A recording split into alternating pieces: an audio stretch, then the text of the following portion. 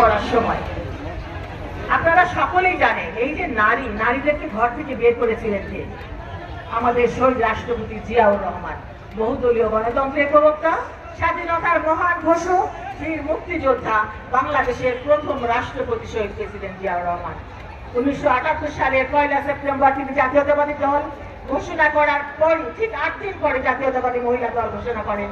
কারণ তিনি বুঝেছিলেন যে একটা হাত তুললে কখনো তালি বাজবে না, তালি দেওয়ার জন্য দুটো হাত লাগবে। সুতরাং দুটো হাতই আমাদের কর্মসক্ষমতা বাড়ায়, একটা নারী একটা পুরুষ, আর সেজন্য আমাদেরকে কিন্তু নারীদেরকে অন্তর্ভুক্ত করেছিলেন। প্রত্যেকটা ক্ষেত্রে প্রশাসনিক বলেন, রাজনৈতিক বলেন, পারিবারিক বলেন, সামাজিক বলেন, অর্থনৈতিক বলেন, প্রত্যেকটা জায়গায় তিনি নারীদের অন্তর্ভুক্ত নিশ্চিত করেছিলেন। আজকে গার্মেন্টস শিল্পের যে মূল চালিকা শক্তি সেখানেও কিন্তু নারী। এটা আমাদের শহীদ রাষ্ট্রপতি জিয়াউর রহমানের অবদান। তারপর আমাদের দেশনেত্রী বেগম খালেদা জিয়া আমাদের নারী শিক্ষাকে অবৈতনিক করেছিলেন, ম্যাট্রিক, ইন্টারমিডিয়েট এবং পরবর্তীতে ডিগ্রি।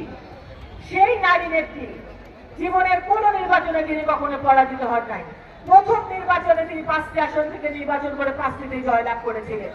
সেই আকস্মিক নেত্রী, বাংলাদেশের প্রথম নারী প্রধানমন্ত্রী দেশনেত্রী বেগম খালেদা জিয়া, যিনি 17টা বছর এই